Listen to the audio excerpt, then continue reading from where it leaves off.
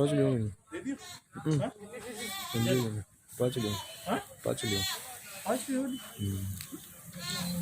Time मिलने के बाद छोड़ जाते हैं।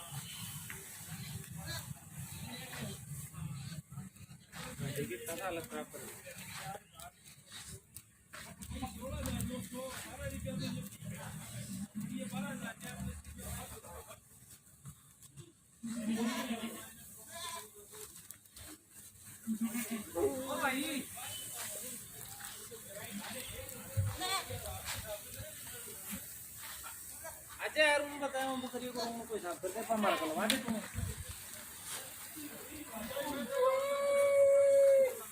एक तू भी डबल कर दे हो जो बच्चे का काटा को नहीं